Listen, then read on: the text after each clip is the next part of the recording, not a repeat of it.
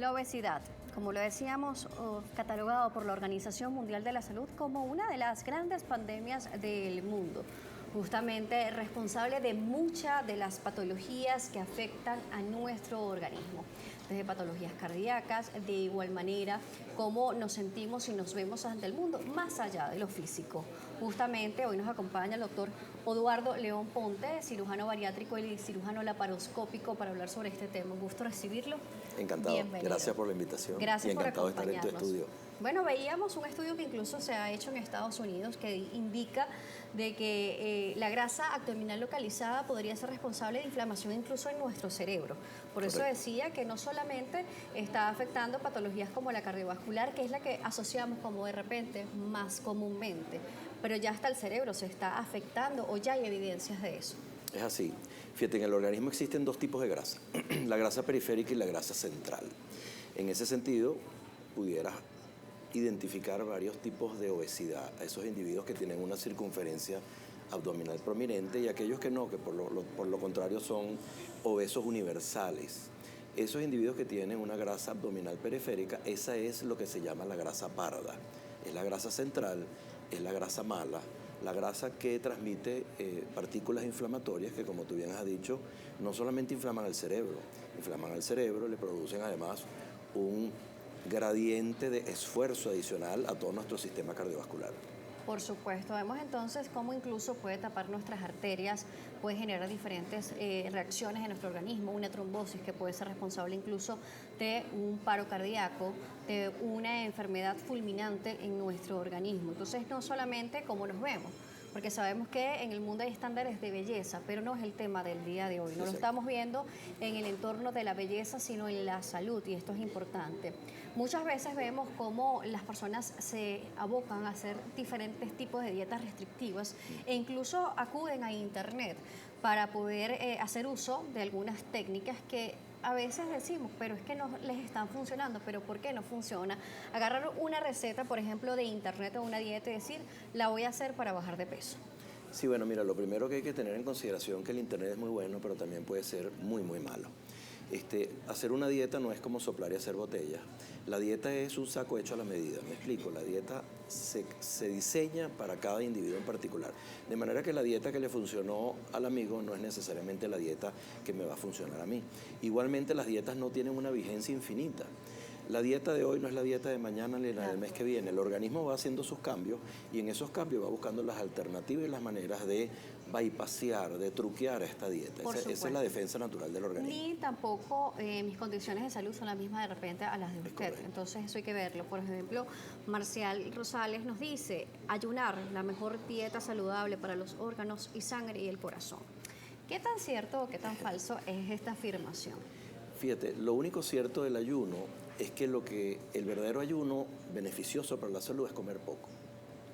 Eso del ayuno viene de, bueno, obviamente historias ancestrales, los campos de concentración, la longevidad de todos los que padecieron y sufrieron de estas restricciones, lo cual no deja de ser cierto, pero no habla de la individualidad.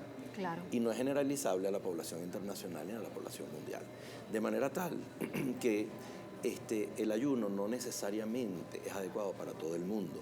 Sobre todo que cuando empiezas a investigar consigues ayunos de 6 horas, de 16, de 18, de 24 y ayunos más bien prolongados. Por supuesto. El rebote o digamos la transición que puede haber entre una dieta de ayuno y la dieta cercano a lo normal puede ser un desfiladero en la reganancia de peso. Por supuesto. Además, por ejemplo, por acá Fran González nos dice, satanizar la alimentación no es bienestar en salud.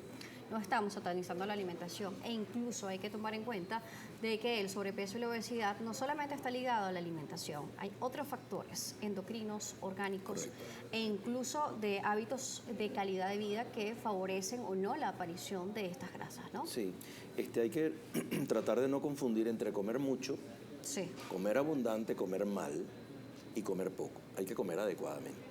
Pero es que resulta ser que... Balanceado, lo que llaman balanceado. Balanceado con estructura y proporción correcta. Ahora, ¿cuál es la dieta que te sirve a ti y me sirve a mí? Probablemente la estructura y la proporción es muy diferente. Por supuesto. Y eso es lo que no se contempla. E incluso hablando sobre los descubrimientos que se han realizado en las últimas épocas, se habla incluso de un test genético o de ADN que se está implementando incluso en nuestro país. en donde se determina qué alimentos pueden ser inflamatorios o no para mí e incluso cuáles pueden hacer que gane o no gane peso. Y resulta que hay alimentos que de repente vemos totalmente saludables y son los que me inflaman a mí. Es correcto. Entonces, por eso cuando hablamos de lo individual, es tan individual que incluso nuestra genética y nuestro ADN tiene una carga diferente. Es que es tan individual que no es factible que tú le pidas la dieta a tu amigo para que te la preste. Esa evaluación genética se llama Nutragen.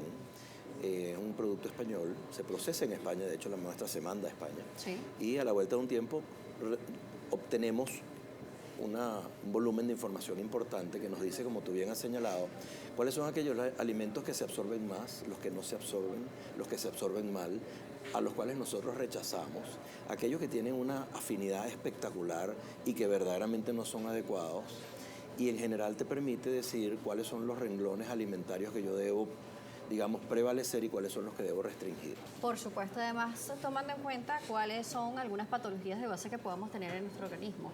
Normalmente se habla mucho de la tiroides, por ejemplo, en la parte endocrina, por eso hablamos también de equipos multidisciplinarios para la atención de los pacientes con obesidad y sobrepeso.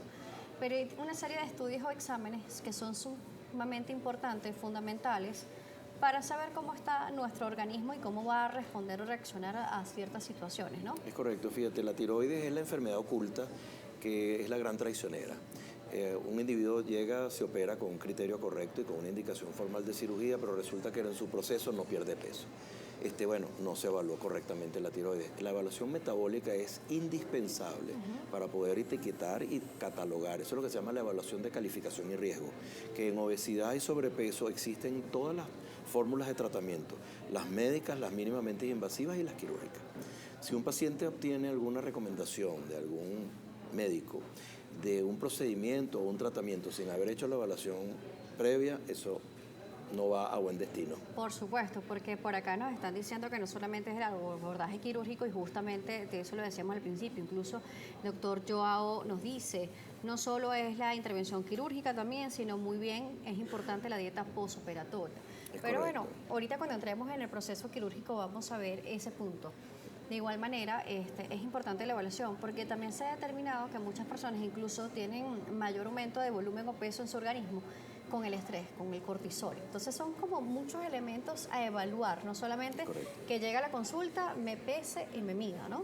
Es correcto, hay que evaluar digamos, el perfil metabólico y el perfil general de salud del paciente. Y vuelvo y te repito, cada paciente es muy, muy, muy distinto. De manera que no es generalizable una opción. Quizás un paciente que nació a la misma edad, o sea, que nació a la misma fecha, por lo tanto tiene la misma edad y el mismo peso, metabólicamente la recomendación no va a ser la misma. Por acá Vicente dice, la obesidad es consecuencia de la activación de la insulina. Bueno, mira, el páncreas, para meternos en Honduras, tiene dos hormonas principales, la insulina y el glucagón, y son antagónicas. Entonces, bueno, ese es el gran éxito de estas inyecciones de las cuales tanto hemos escuchado, que estimulan el glucagón, que antagoniza la insulina y por lo tanto es catabólica y no metabólica, o sea, quema en vez de almacenar. Hablando de estas inyecciones, ya que estamos hablando de tratamientos no quirúrgicos, también hemos visto que como son de venta libre, se ha popularizado mucho también gracias a internet y las redes sociales, de irlo a comprar y colocármelo. ¿Qué pasa en el organismo de un paciente o una persona que no necesita este tipo de tratamiento, más allá de que pueda haber momentáneamente una pérdida de peso? Bueno, mira, es correcto, vale la pena señalar que hoy en día estamos en el momento histórico con más opciones exitosas para pérdida de peso que en la vida, y sobre todo las no quirúrgicas que no existían en el pasado. Tú señalaste que de venta libre, eso al final no es cierto, pero en la práctica sí lo es. En la práctica. Lamentablemente. Hay mucha gestión. En nuestro país, por lo menos. Sí, hay mucha gestión independiente. Recuérdate que estos son medicamentos que requieren de una cadena de frío y requieren de una garantía. Tenemos muchos pacientes que no les resulta un medicamento y resulta que fue comprado en sitios donde las garantías no están dadas. Pero sí, efectivamente, estos son medicamentos que actúan sobre el páncreas. Son medicamentos que están en constante evolución. De manera que el paciente no debe a la ligera tomar la decisión y automedicarse. Bien implementados son muy beneficiosos. Bien implementados son un éxito total, rotundo. Claro. No hay falla. Porque también se ha visto algunos estudios de pacientes hablando de la tiroides nuevamente, con algún tipo de efecto secundario en ella, pero pacientes no controlados medicamentos. Sí, los efectos, digamos, los beneficios de este tratamiento vienen de las experiencias con diabéticos. Y las experiencias con diabéticos son experiencias muy largas, de varios años. Claro. No así con los pacientes con sobrepeso o exceso de peso, en los cuales la experiencia sigue siendo el mismo largo, pero los efectos secundarios no son los mismos, porque es que la dosis tampoco es la misma. Por supuesto. Entonces, el compliance del tratamiento del exceso de peso es mucho mayor y mucho mejor que el de diabetes. Claro, porque hay pacientes en los cuales se aplica una dosis diaria y unos que se aplican semanales. Sí, depende del producto, el tratamiento es diario, con mayores efectos secundarios, por supuesto, y según algunas estadísticas, menor efectos en pérdida de peso, y en otros, más costosos, hay que señalarlo, el tratamiento es semanal, con menos efectos secundarios y mayor efecto en pérdida de peso. Claro, y vemos pacientes que sí necesitan el tratamiento, pacientes diabéticos o lo que llamamos el prediabético con resistencia a insulina. Sí, fíjate, tenemos pacientes que tan solamente 4 o 5 kilos de exceso de peso ya le generan una hemoglobina glucosilada elevada, una insulina en ayunas elevada, de manera que esos son pacientes diabéticos, pero son diabéticos borderline. Les falta unos gramos para entrar en una enfermedad, y es una enfermedad silente, de manera que no existe que apliquemos ningún tratamiento sin la evaluación correcta del paciente. Por supuesto. Vamos a irnos a la pausa. Siguen llegando preguntas y comentarios. El doctor Odoardo León Ponte nos seguirá acompañando, cirujano bariátrico y cirujano laparoscópico, para seguir hablando sobre las técnicas no quirúrgicas y quirúrgicas. Ya hablamos de la no quirúrgica. Entremos un poco sobre la cirugía en materia del regreso. Así que activos por redes sociales. @salud_gb y @DarielJSalas. Volvemos.